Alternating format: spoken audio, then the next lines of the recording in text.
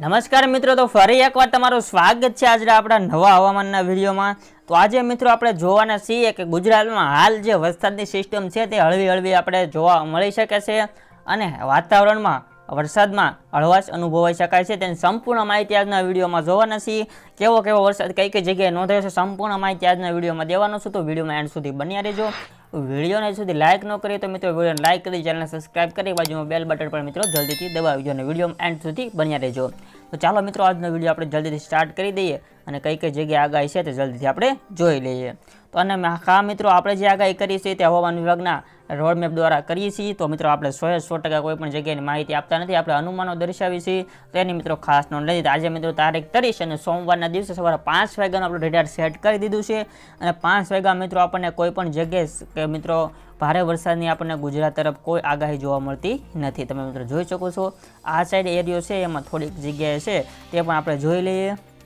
તો આ સાઈડ મિત્રો વડોદરા સાઈડનો એરિયો છે, જેમાં મિત્રો ભરૂચ આવી જાય છે, અમોડ આવી જાય છે, રાજપીપળા આવી જાય છે, અહીં ધંધુગોન આવી જાય છે, અલીરાજપૂત આવી જાય છે, તાંડા બારવાનીમાં મિત્રો અસર છે આપણને એવી રીતના છે, પછી ધાર આવી જાય છે। આટલા વિસ્તારમાં અહીંયા મિત્રો વરસાદ પડી શકે છે। ઇન્દોર સાઈડ આપણે જવાનું નથી કેમ કે આપણે અહીંયા હદ આપણી પૂરી થઈ જાય છે। પછી અહીંયા મિત્રો આવી જાય છે નડિયાદમાં થોડીક આગાહી છે, ગોધરામાં કહી શકાય નહીં કહી શકાય તેવી રીતના મિત્રો આગાહી કરવામાં આવી છે। તો મિત્રો આ આગાહીમાં રેડિંગ દેખાડે છે, થોડુંક આપણે આગળ વધારી લઈએ તો આપણે અત્યારે 8 વાગી ગયા છે, દિવસના 9 વાગી ગયા છે।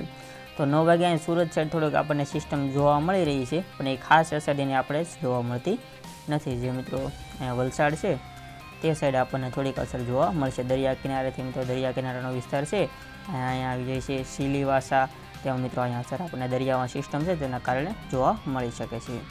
બાકી આપણને ખાસ કોઈ અસર જોવા મળતી નથી। વલસાડ પ્રોપરમાં મિત્રો આ બાજુ વલસાડ આપણને ઓછી જોવા મળે છે, તમે મિત્રો જોઈ શકો છો। આગળ થોડોક ટાઈમિંગ મિત્રો ફેરવી નાખીએ તો આપણે 1 વગાડી દીધો છે, તો 1 વાગે પણ આપણે મિત્રો આવી રીતના થોડુંક માઇનર રીડિંગ છે, કોઈ પણ જગ્યાએ જોરદાર રીડિંગ આવતું નથી। જે આ એરિયો છે તેમાં પણ આપણે જે હતું રીડિંગ એવી રીતના જ રીડિંગ છે। આ સૌરાષ્ટ્રના સાઈડના વિસ્તારમાં આપણે રીડિંગ જોવા મળી છે, એમાં જૂનાગઢ, જામનગર, ઉના, ભાવનગર, થાનનો મિત્રો સમાવેશ થાય છે। દ્વારકામાં પણ મિત્રો રીડિંગ નથી। કચ્છ સાઈડના એરિયા પણ આપણને કોઈ રીડિંગ જો ત્યારે જોવા મળતું નથી, એટલે કે આ સાઈડ આપણને કોઈ રીડિંગ જોવા મળતું નથી। નીચે જો આપણે વાત કરીએ તો આમાં મિત્રો સૌરાષ્ટ્રમાં બધું છે વાદળછાયું વાતાવરણ રહી શકે છે, કડાકા ભડાકાની કોઈ પણ જગ્યાએ અત્યારે મોટી આગાહી જોવા મળતી નથી અને વરસાદ સતત વરસી રહ્યો હતો થોડા દિવસોથી, તેમાં હવે ધીમે ધીમે રાહત જોવા મળી શકે છે। તો આપણે અત્યારે 1 વાગ્યાનું રીડિંગ સેટ કર્યું, તો આપણે જોઈ લઈએ 4-5 વાગ્યાનું રીડિંગ સેટ કરી લઈએ। તો 5 વાગ્યાના રીડિંગમાં આપણે થોડું કાંઈ મિત્રો ઉના સાઈડ એરિયો છે તેમાં આપણને રીડિંગ બતાવી રહ્યા છે। તો ઉના સાઈડ એરિયામાં 5 વાગ્યા બાજુ વરસાદ પડવાની શક્યતા રહેલી છે। બાકી આ મહુવા છે, વેરાવળ છે, તેમાં આપણને વાદળછાયું વાતાવરણ રહી શકે છે અને અમુક જગ્યાએ ઝાપટા પણ પડી શકે છે। અલંગ છે, જૂનાગઢ છે, બારવાની છે, બાકી રાજ્યમાં બીજી જગ્યાએ આપણને કોઈ પણ જગ્યાએ જોવા મળતું નથી। આવી રીતના છે મિત્રો। હા મિત્રો અહીં 5 વાગ્યા સાઈડ આપણે જોઈએ ને તો ઉત્તર ગુજરાતમાં પાલનપુર છે, મહેસાણા છે, અહેમદાબાદમાં થોડીક આગાહી છે, અહીંયા આવી જાય છે ધંધુકપુર આવી જાય છે, અંદર આપણે થોડુંક ઝૂમ કરીએ તો અહીંયા આવી જાય છે આપણે ખેડબ્રહ્મા મિત્રો આવી જાય છે અને અહીંયા આવી જાય છે હિંમતનગર, તેમાં આપણને રીડિંગ જોવા મળે છે। પછી લુણાવાડામાં પણ આપણને ખાસું રીડિંગ સારું, પછી અહીંયા આવી જાય છે ડુંગરપુર, જે મિત્રો આપણે આગળ લઈ લીધું તેમાં સારું રીડિંગ જોવા મળી રહ્યું છે। ઉપર જોઈએ તો પાલનપુરમાં મિત્રો પણ આપણને જોવા મળે છે અને આંબુ રોડે પણ આપણે થોડુંક માઇનર રીડિંગ જોઈ શકીએ છીએ, એટલે વરસાદ પડવાની શક્યતા રહેલી છે। અહીંયા સાલુમ મુબારમાં પણ મિત્રો આપણે રીડિંગ જોઈ શકીએ છીએ। બાકી હવે આપણે કોઈ પણ જગ્યાએ ભારે રીડિંગ જોવા મળતી નથી કેમ કે વરસાદ હળવો થવાની શક્યતા રહેલી છે। બાકી 8 વાગ્યે પાછું આપણે વાતાવરણ રાતના નોર્મલ થવાની શક્યતા રહેલી છે। તો આ વચ્ચે હવામાન વિભાગનું શું કહેવું છે તેના ઉપર એક નજર નાખી લઈએ મિત્રો। તો આપણે જે આગાહી આપણે હવામાનની આજની કરવામાં આવી છે તે હવે જોવાના છીએ, તો મિત્રો વિડીયોમાં એન્ડ સુધી બની રહેજો। વિડીયો સારો લાગે તો લાઇક કરી દેજો।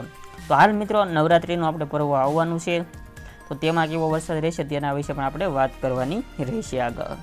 તો નવરાત્રિમાં ધોધમાર વરસાદ પડશે કે નહીં પહેલાં તે પણ મિત્રો આગાહી આગળ આપણે જોવાના છે। તો અમદાવાદના ખાતે મિત્રો આગાહી કરવામાં આવેલી છે। તો ગુજરાતમાં છેલ્લા થોડા દિવસથી વરસાદ રંગ રાખ્યો છે, તો બીજી બાજુ રાજ્યમાંથી ચોમાસું વિદાય પણ લઈ રહ્યું છે। ગુજરાતમાં હાલ નવરાત્રિ પણ આતુરતાથી રાહ જોઈ રહ્યા છીએ। ખેલૈયા છે તે બધા નવરાત્રિની મિત્રો રાહ જોઈ શક્યા છે અને નવરાત્રિમાં બધાયનું ફેસ્ટિવલ છે એટલે બધાએ રાહ જોઈ શકે છે। ત્યારે હવામાન વિભાગે આગામી સમયમાં વરસાદ અને ગુજરાતનું હવામાન કેવું રહ્યું છે તેના વિશે આગાહી આપી છે તે આપણે મિત્રો વિડીયોમાં આગળ સંપૂર્ણ કન્ટિન્યુ કરીએ. તો હવામાન વિભાગના મોસમ વૈજ્ઞાનિક અભિમન્યુ ચૌહાણે આજે ગુજરાતના હવામાન અંગે આગાહી કરી છે. તેમણે જણાવ્યું છે કે આગળની થોડી કલાકોમાં ભાવનગર, ખેડા, આણંદ, વડોદરા, પંચમહાલ, દાહોદ, છોટાઉદેપુર, ભરૂચ, નર્મદા જિલ્લામાં ભારે વરસાદની આગાહી કરવામાં આવી હતી. તે મિત્રો અત્યારે આગાહીમાં થોડાક કલાક જ બાકી આપણે રહ્યા છે.